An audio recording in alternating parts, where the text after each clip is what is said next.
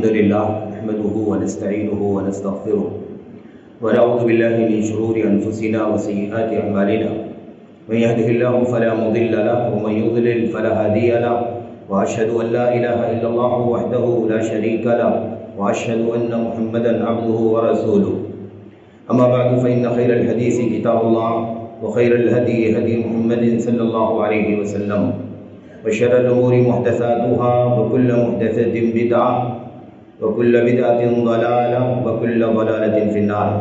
أعوذ بالله من الشيطان الرجيم. بسم الله الرحمن الرحيم.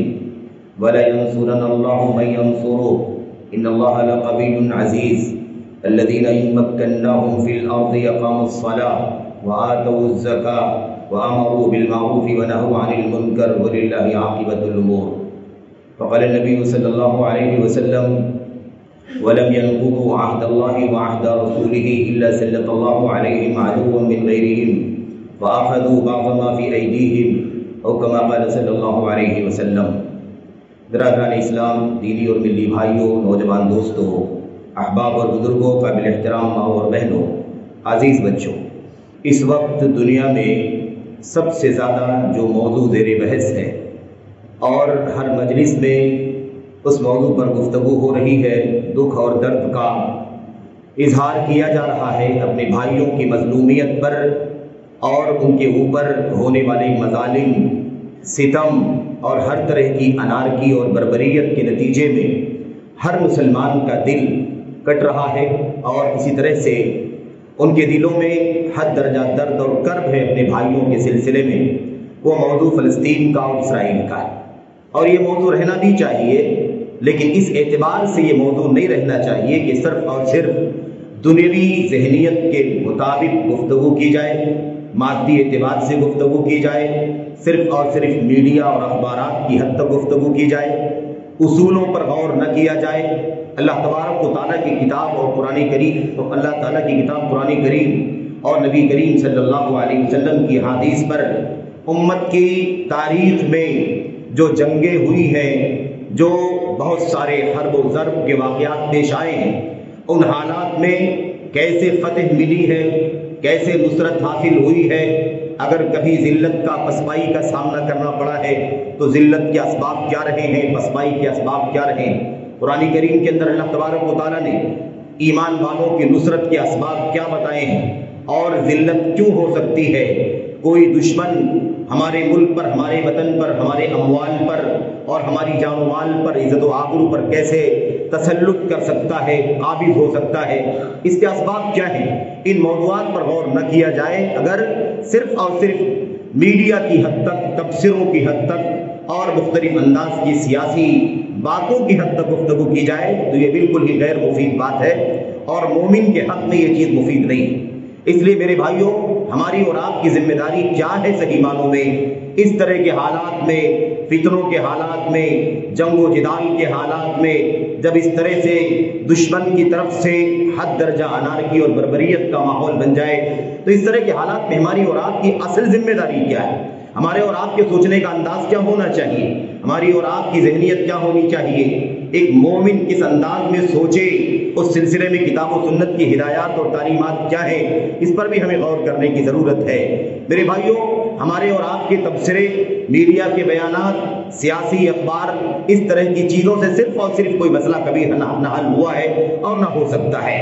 اسی طرح سے دوسری جو بات ہے وہ ہے جذباتیت کی، وہ ہے عاطفے کی، وہ ہے ایموشن کی، وہ ہے دھرنوں کی مطالبہ کرنے کی، یا اسی طریقے سے ریلیاں نکالنے وغیرہ کی جو بات ہے.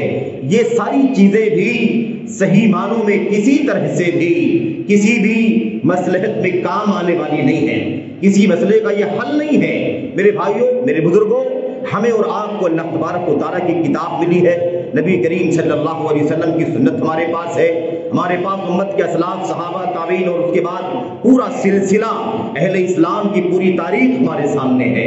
جنگیں اگر آپ کو دیکھنی ہے تو جنگوں کا سلسلہ ہے، فتح و نصرت کی تاریخ پڑھنی ہے تو پوری تاریخ کے صفات ہمارے سامنے موجود ہیں۔ ذلت اور پسپائی کے اسباب اگر آپ کو ہم کو جاننا ہے اور دنیا کے لوگوں کو جاننا ہے، اسلام کے نام لیواؤں کو جاننا ہے، عرب ہو کہ عجم ہو، کسی بھی حصے کے ہو، کسی بھی خطے کے ہو، سب کی ذمہ داری ہے کہ وہ اسی پورے سرمایے پر اپنی زندگی کا وقت صرف کرے، اسی پورے سرمایے سے اپنی اچھی عاقبت کی تلاش کرے، اسی پورے سرمایے سے اپنی ذلت اور پسپائی کے اسباب تلاش کرے اور اسے دور کرنے کی کوشش کرے، تب جا کر کے کسی مسئلے کا کوئی حل بن سکتا ہے، یا کسی خاص حالت میں کوئی سولوشن نکل سکتا ہے، کوئی حل نکل سکتا ہے۔ میرے بھائیوں، میرے بزرگوں، جو باتیں ہو رہی ہیں ان باتوں میں کوئی دم نہیں ہے، جو تبصرے چل رہے ہیں اس کا کوئی حاصل نہیں ہے۔ جس طرح کی چیزیں ہمارے بھائیوں میں، عزیزوں میں، بعض بڑوں میں، چھوٹوں میں چل رہی ہیں، یہ ساری چیزیں حقیقت میں سب کے سب بے اصولی کی باتیں ہیں۔ اصول کیا ہے، ضابطہ کیا ہے، اسلامی تعلیمات کیا ہے، ہدایات کیا ہے؟ ہمارا اور آپ کا جو دین ہے قرآن کریم میں اترا ہوا اور نبی کریم صلی اللہ علیہ وسلم کی سنت میں ڈھلا ہوا، امت کی سیرت میں، تاریخ میں بسا ہوا، وہ دین ہمیں جیسے صلح اور امن کی حالات میں ہمیں تعلیم دیتا ہے، ہمیں ہدایات دیتا ہے زندگی گزارنے کی، اسی طرح سے ہمارا یہ دین صلح کے ساتھ ساتھ جنگ کے حالات میں، فتنوں کے حالات میں، مسائل کے حالات میں، ملاحم اور ہر طرح کی انارکی کے حالات میں بھی ہمیں بہت کچھ تعلیم دیتا ہے، بہت کچھ ہدایات دیتا ہے۔ ہماری ذمہ داری صرف یہ ہے کہ ہم دوسروں کی طرح، دنیا داروں کی طرح، مادہ پرستوں کی طرح یا بے دینوں کی طرح، جنہیں اللہ تبارک و تعالی نے خالص توحید سے، رسالت سے بہراور نہیں کیا بلکہ وہ ایمان سے بہراور نہ ہو سکے، میرے بھائیوں، وہ کفار، مشرکین، یہود، نصارہ اور دنیا دارانہ سوچ رکھنے والوں کی طرح سے ہم نہ سوچیں بلکہ ایک مومنانہ سوچ سوچیں۔ اور جیسے ہمارے اسلاف نے مشکل حالات میں کس طرح سے، ہمارے اسلاف نے کس طرح سے جنگوں کے موقعوں پر اللہ تبارک و تعالیٰ کی تعلیمات کو، نبی کی سنتوں کو برتا اور اس کے ذریعے سے اللہ تبارک و تعالیٰ نے انہیں فتح و نصرت عطا فرمائی، اور کس طرح سے انہوں نے اپنے آپ کو پستی سے، ذلت سے، پسپائی سے، مغلوبیت سے اپنے آپ کو بچایا، ان اسباب پر بھی غور کرنے کی ضرورت ہے۔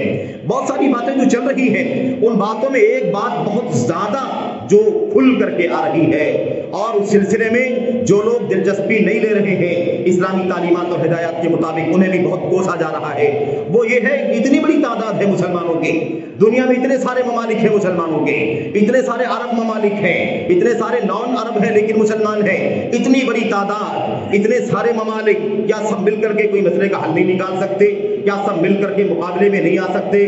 کیا سب کے سب مل کر کے اس کو کچل کر کے ختم نہیں کر سکتے؟ اس طرح کی ساری باتیں ہو رہی ہیں۔ میرے بھائیوں، میرے بزرگوں، مسلمانوں، یہ بتاؤ کہ پوری تاریخ میں، آپ کی ہماری پوری تاریخ میں بڑی تعداد کا کبھی اعتبار رہا ہے؟ بہت سارے ممالک کا کبھی اعتبار رہا ہے؟ بھیڑ بھاڑ کا بہت زیادہ اعتبار رہا ہے؟ کیا کثرت تعداد سے پوری اسلامی تاریخ میں کبھی بھی مسلمانوں کو فتح ملی ہے؟ کثرت تعداد، میجورٹی کی بنیاد پر فتح کی بات کرنا اور حملہ کر دینے کی بات کرنا، مقابلے میں آ جانے کی بات کرنا اور اس کے بعد کوسنا، عرب ممالک کو، اسلامی ممالک کو، سعودی عرب کو اور دیگر ممالک کو کافر کہنا، منافق کہنا، یہودیوں کا ایجنٹ کہنا، یہ ساری باتیں جو چل رہی ہیں اس کی بیس صرف اتنی سی ہے کہ اتنی بڑی تعداد مسلمانوں کی ہے تو اس تعداد کو اپنا کردار ادا کرنا چاہیے۔ آخر یہ جو اپنی ذمہ داری ادا نہیں کرتی، اس لیے سب کے سب منافق ہیں، علماء ایسے ہیں، ہمیں ذمہ داران ایسے ہیں، اور ممبروں سے صرف اور صرف دعائیں ہو رہی ہیں مگر بچ کے آنسو بہائے جا رہے ہیں، اس طرح کی باتیں کہی جا رہی ہیں۔ مسلمانوں، اللہ کی قسم ہے، ہماری پوری تاریخ ہمارے سامنے ہے، ہمیں کبھی بھی فتح و نصرت تعداد کی بنیاد پر نہیں ملی ہے، ہمیں کبھی بھی فتح و نصرت اور غلبہ ہمارے ہتھیار اور ظاہری اسباب کی بنیاد پر نہیں ملا ہے۔ ہمیں فتح و نصرت اگر ملی ہے تو اس کے اسباب کچھ اور ہیں، اس پر غور کرنے کی ضرورت ہے اور اسلامی شواہد پر، اسلامی تاریخ کے حوالوں پر غور کرنے کی ضرورت ہے۔ یہ مسئلہ جذباتی نہیں ہے، مسئلہ جذباتی نہیں ہے، مسئلہ اصولی ہے، مسئلہ سیرت کا ہے، مسئلہ عقیدے کا ہے، مسئلہ سنت کا ہے، مسئلہ اللہ تبارک و تعالیٰ سے روحانی رشتے اور تعلق کا ہے۔ اللہ تبارک و تعالیٰ اگر مدد نہ کرے تو ہماری اور آپ کی تھیوری سے مدد نہیں ہو سکتی ہے۔ اللہ تبارک و تعالیٰ نے قرآن و سنت میں، اللہ نے اپنی کتاب میں، نبی نے اپنی سنت میں فتح کے، نصرت کے، غلبے کے، سطوت کے جو اسباب بیان فرمائے ہیں، اگر اسے ہم نہ اختیار کر لیں، اسے ہم نہ برت لیں، اسے اپنی زندگیوں میں نافذ نہ کر لیں، تو میرے بھائیوں بھلا بتاؤ کہ پھر ہماری اور آپ کی سوچ سے مدد کیسے ہو سکتی ہے؟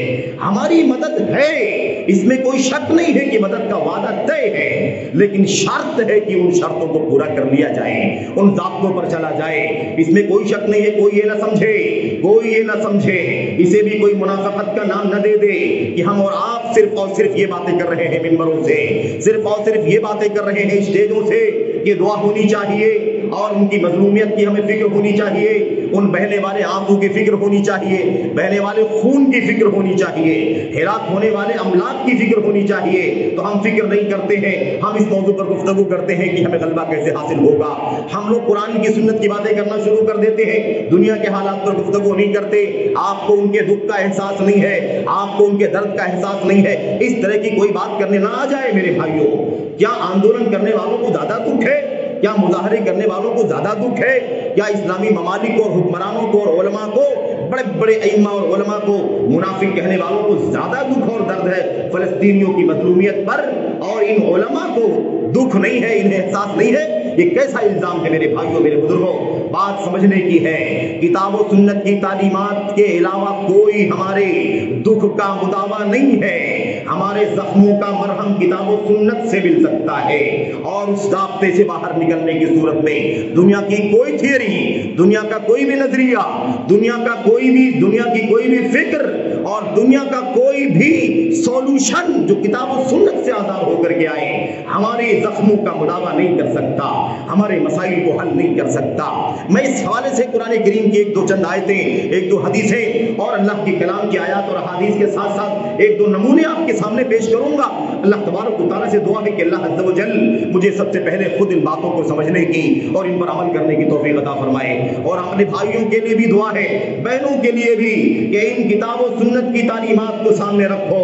یقیناً مظلوموں کے لیے دعائیں کرنا، مظلوموں کے لیے آنسو بہانا اور مظلوموں کے لیے مادی مانوی مدد اور تعاون بھرپور پہنچانا، یہ یقیناً ہماری اور آپ کی ذمہ داری ہے۔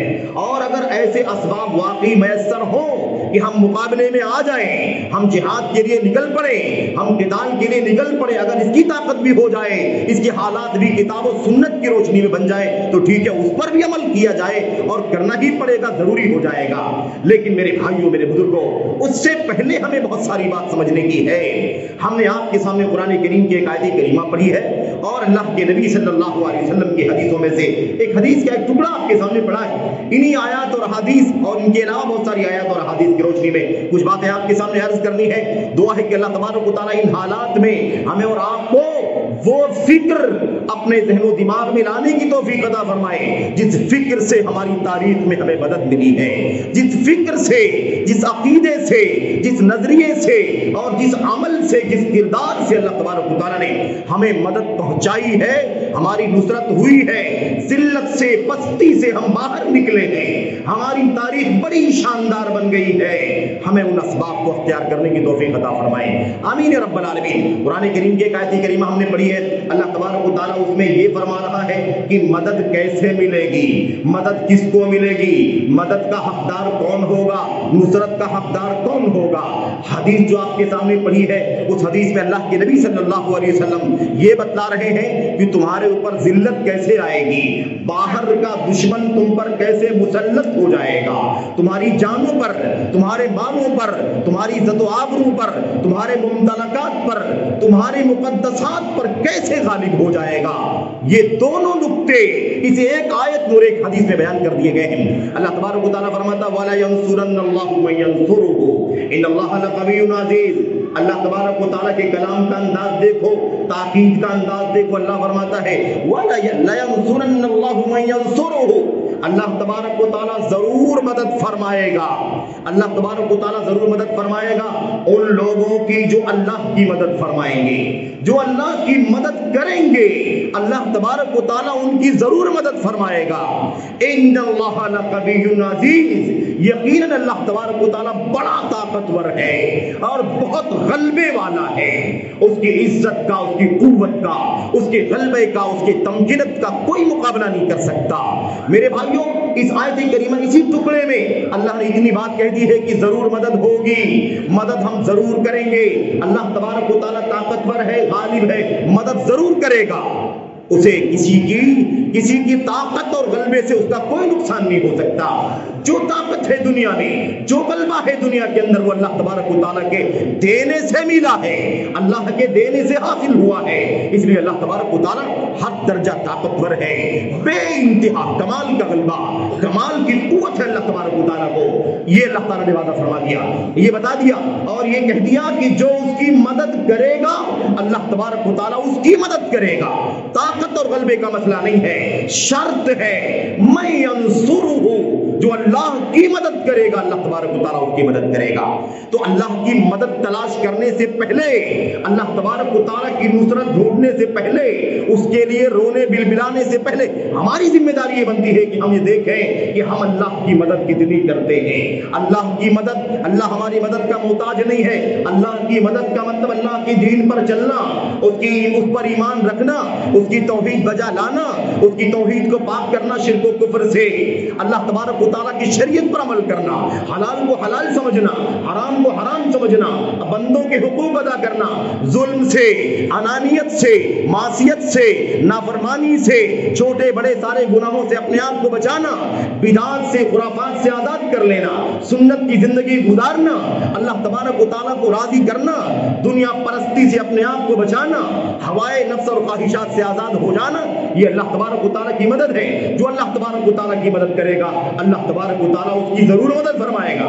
اس کے بعد اللہ تبارک و تعالیٰ نے بعد والی آیت کریمہ میں اس کی وضاحت فرما دی، الذین ان مکناہم فی الارض اقاموا الصلاۃ وآتوا الزکاۃ وامروا بالمعروف ونہوا عن المنکر وللہ عاقبۃ الامور۔ انجام مسلمانوں کا ہوگا، انجام اللہ تبارک و تعالیٰ ان کے ہاتھ میں دے دے گا جو اس کی مدد کریں گے۔ کیسے مدد ہوگی؟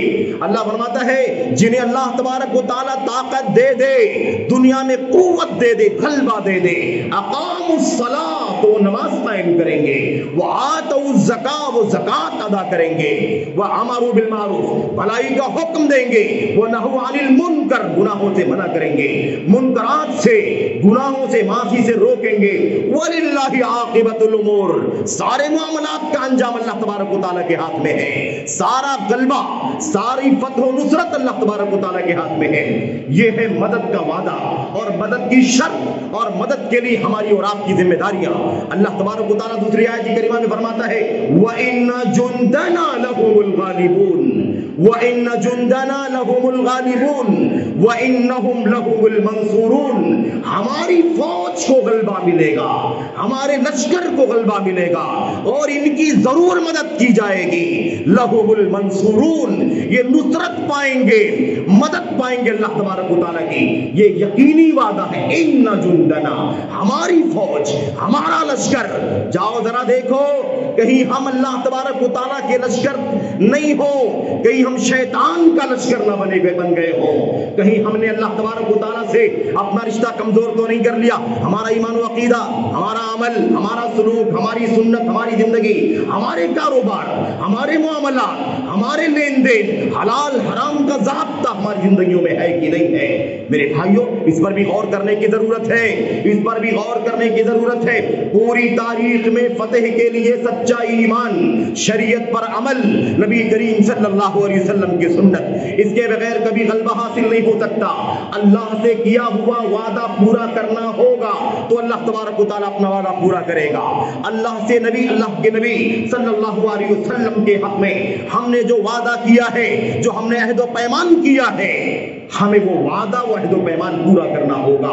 अगर हमने अल्लाह के पैमान को तोड़ दिया, नबी करीम सल्लल्लाहु अलैहि वसल्लम की इत्तिबा का, आपकी इताअत का, आपकी सीरत के एक एक नुक्ते का जिंदगी में नाफिज करने का पैमान तोड़ दिया, तो याद रखो कि अल्लाह तबारक व तआला अल्लाह के नबी सल्लल्लाहु अलैहि वसल्लम की ज़बान से ये पैगाम हम तक पहुंचाता है कि याद रखो तुमने अल्लाह का पैमान तोड़ा है, तुमने रसूल करीम सल्लल्लाहु अलैहि वसल्लम से किए हुए मुआहदे को तोड़ा है।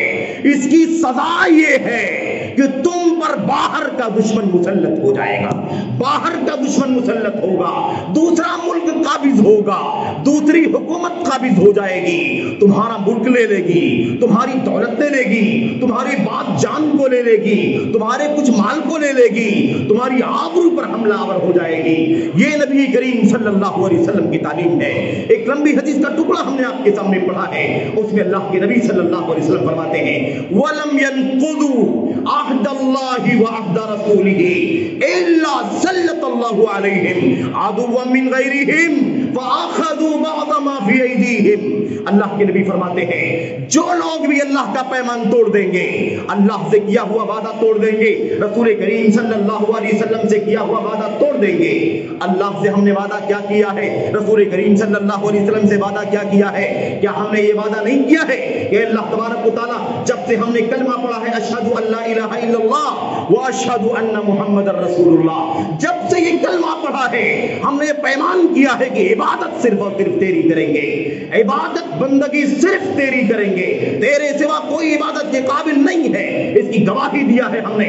और ये पैमान किया है कि इस अकीदे के साथ तेरे दीन पर, तेरी शरीयत पर अमल करेंगे तो मुहम्मद रसूलुल्लाह सल्लल्लाहु अलैहि वसल्लम के कदम कदम पर चलेंगे, उसकी हिदायत पर चलेंगे, उनकी तालीमात पर चलेंगे। ये हमने वाहिद किया है।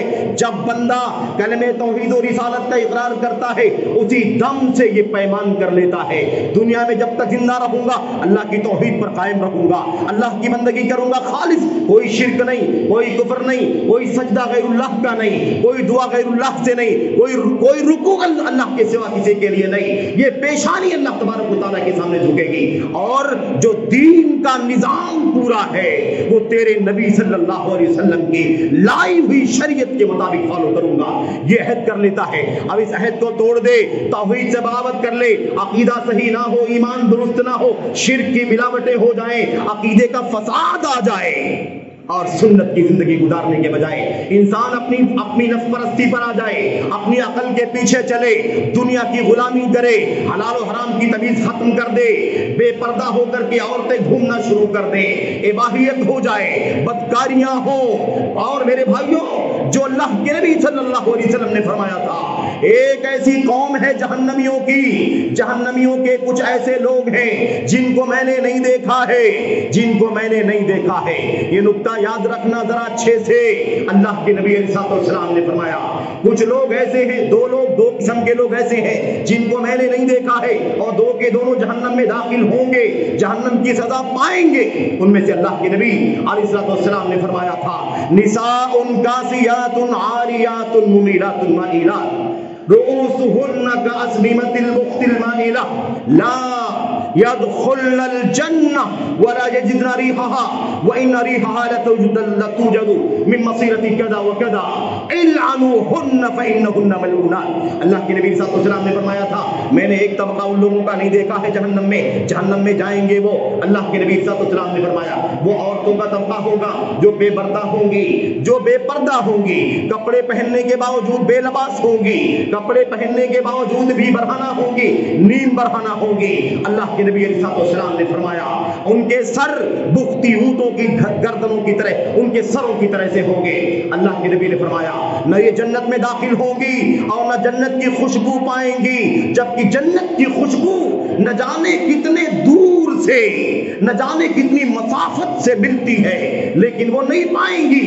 अल्लाह के नबी अलैहिस्सलाम ने फरमाया ये औरतें मलऊन हैं, इन पर लानत करो, लानत करो इनके ऊपर, क्योंकि ये लानती औरतें हैं। मेरे भाइयों, अल्लाह के नबी सल्लल्लाहु अलैहि वसल्लम ने बात बयान फरमा दी है।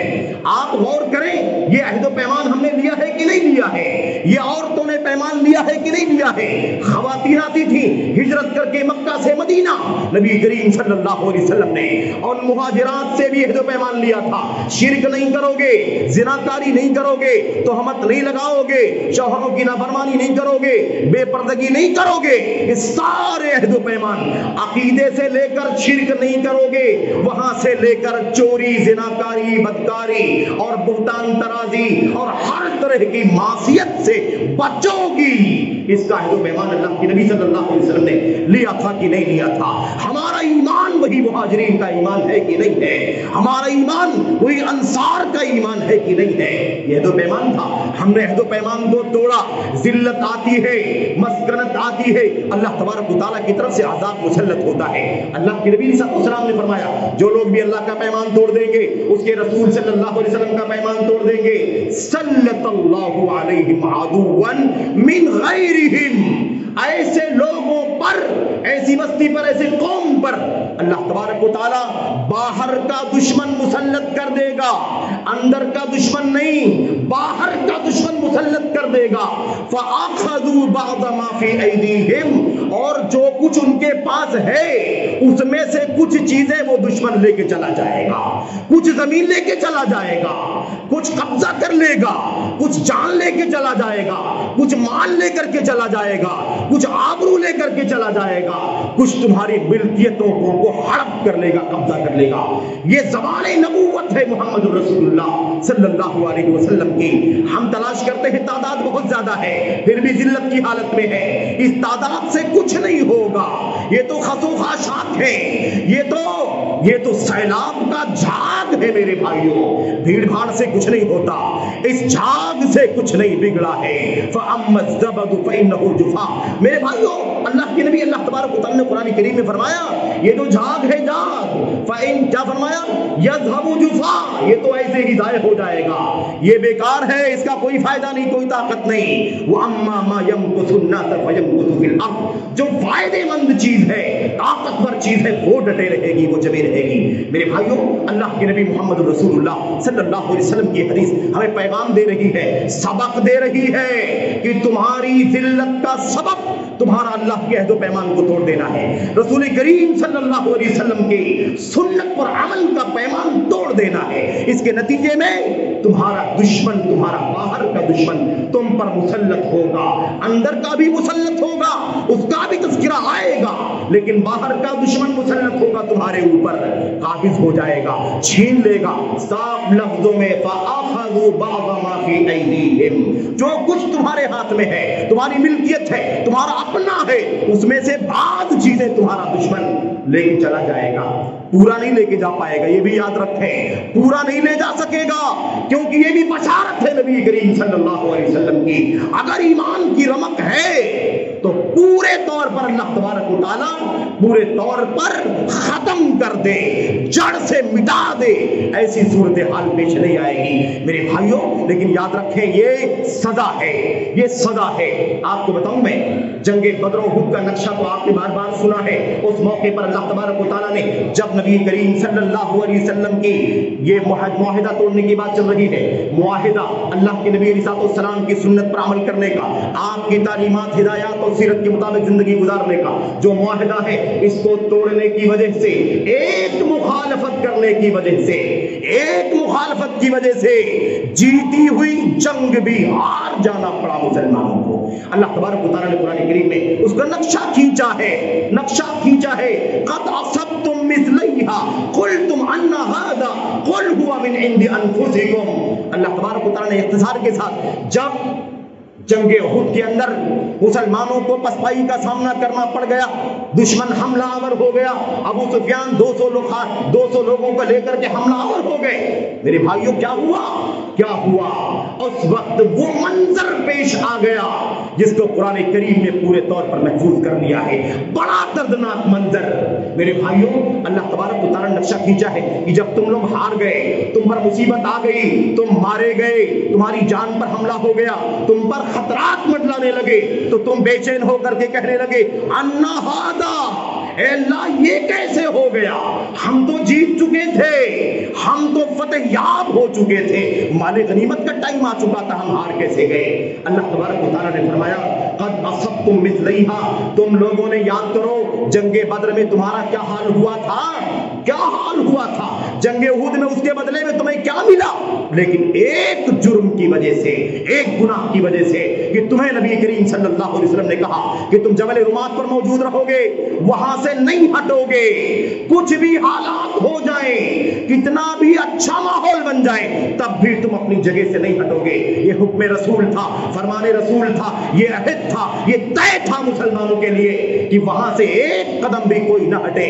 50 तीरंदाज मुतय्यन थे, लेकिन सब के सब धीरे धीरे उतर गए। अब क्या बचा है, अब तो हार चुके हैं मुसलमान कुफार, हम जीत चुके हैं, चलो हमारे गनीमत समेटना शुरू कर दो।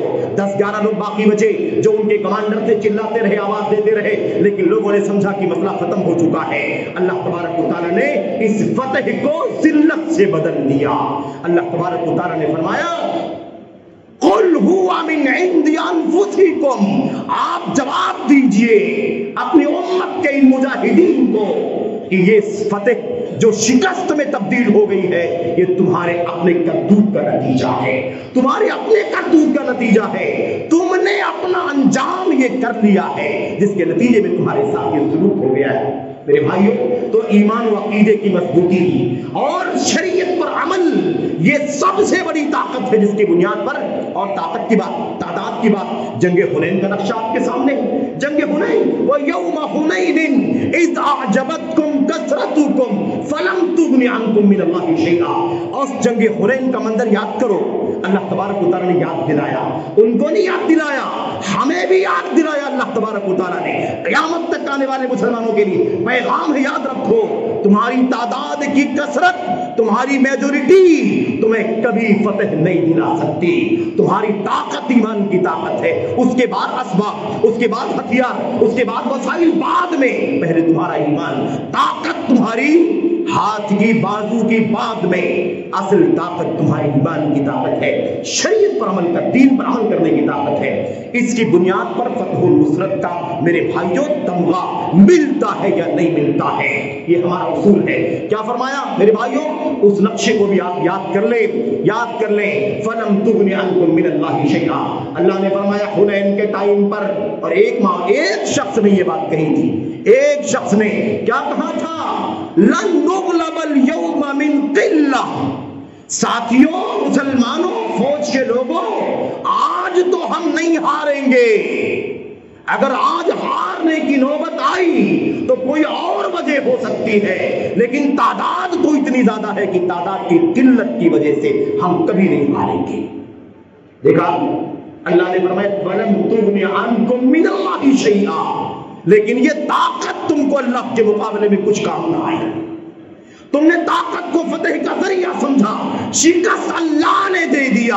अल्लाह की शिकस्त के सामने तुम्हारी ताकत कोई तुम्हारे काम नहीं आ सकी। देखा मुकाबला आपने, हमारी तादाद और मुकाबले में अल्लाह तबारक व तआला की तरफ से फतहुल नुसरत का तमगा छीन लेना, कभी कभी भी मेरे भाइयों दोनों मुकाबले में नहीं आ सकते। अल्लाह की मदद करने से अल्लाह की मदद मिलेगी। अल्लाह की तौहीद, नबी की सुन्नत, शरीयत पर अमल करना। मेरे भाइयों, इस हवाले से एक दो बातें और बयान करना है और बात खत्म करनी है। अल्लाह के नबी मोहम्मद रसूलुल्लाह सल्लल्लाहु अलैहि वसल्लम की सीरत के वाक़यात तो बहुत सारे हैं और इन तमाम हवालों के बहुत सारा वक्त चाहिए, लेकिन मैं एक बात आपके लिए उसी दौरे सहाबा की, दौरे खिलाफत राशिदा की पेश करना चाहता हूं। और यहां यह साबित करना है, ये नुक्ता आपके सामने पेश करना है कि अगर इस शर्त पर उतर गए, अगर अल्लाह तबारक व तआला की नुसरत की शर्त पर उतर गए और मेयार पर उतर गए मुसलमान, तो कभी जिल्लत का मुंह नहीं देखना पड़ेगा। मरेंगे तो शहादत मिलेगी, जन्नत इतनी कुशादा मिलेगी कि जमीन व आसमान की चौड़ाई से भी ज्यादा। और अगर जिंदा रहेंगे तो दुश्मनों की गर्दनों के मालिक बन जाएंगे। ये अल्लाह तबारक व तआला का वादा है। इशारा करना चाहता हूं बिल्कुल इख्तिसार के साथ मेरे भाइयों, खिलाफते उमर बिन खत्ताब रज़ी अल्लाह तआला अन्हु का दौरे खिलाफत है। फारस से जंग हो रही है, किसरा से मुकाबला चल रहा है। आजकल के मुकाबले क्या माने हैं, लेकिन जरा देख लो, ये अहले किताब, ये यहूद, ये नसारा, फारस سے جنگ ہو رہی.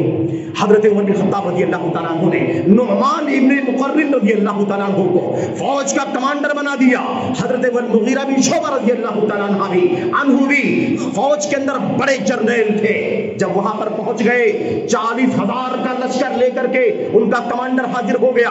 کمانڈر آیا اور مسلمانوں سے کہنے لگا آؤ کسی کو سامنے لاؤ پیش کرو جو بات کرے ہم سے. حضرت نعمان نے کہا مغیرہ کو جاؤ بات کرو ان سے. مغیرہ بن شعبہ آئے, کہا ٹھیک ہے بولو کیا بات کرنا چاہتے ہو. اس نے سوال کیا تم لوگ کون ہو, کون ہو, من انتم, تم کون ہو.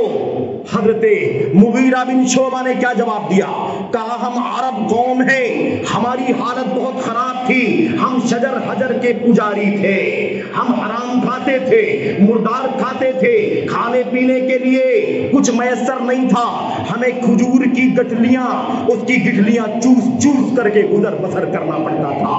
ہم ایسے ذلیل تھے کہ بیان نہیں کیا جا سکتا.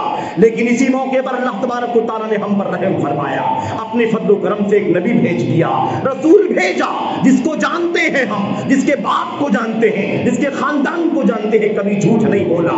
اس نے نبوت کا رسالت کا پیغام اللہ تبارک و تعالیٰ کے فضل و کرم سے ہم تک پہنچا دیا.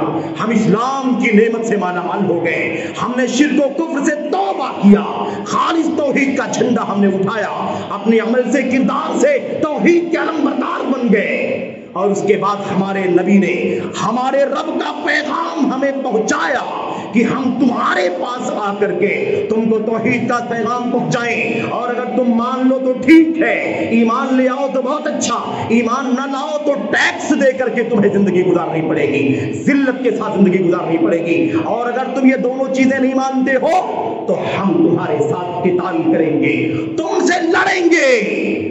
اللہ کے نبی علیہ السلام کو پیغام پہنچا دیا. کیا فرمایا تھا اللہ کے نبی نے, اگر نعمان مغیرہ بن شعبہ نے میرے بھائیوں فارسیوں کے قائد سے کہا, ان کے جرنیل سے کہا, کمانڈر سے کہا, ہمارے نبی نے یہ پیغام اللہ کا ہم تک پہنچایا کہ اگر ہم اس لڑائی میں مارے گئے, ہم قتل کر دیے گئے تو ایسی جنت میں داخل کر دیے جائیں گے, ایسی جنت ہم نے کبھی دیکھی نہیں ہوگی. اور اگر زندہ بچیں گے وَلَئِنْ عِشْنَا لَمَلَكْنَا رِقَابَكُمْ, اور اگر زندہ رہیں گے تو تمہاری گردنوں کے مالک بن جائیں گے. یہ کہاں سے ملے گا میرے بھائیوں؟ وہ شرک و کفر چھوڑا, نبی کی سنت کی زندگی گزارا, اس ذلت سے نکلے, پستی سے نکلے.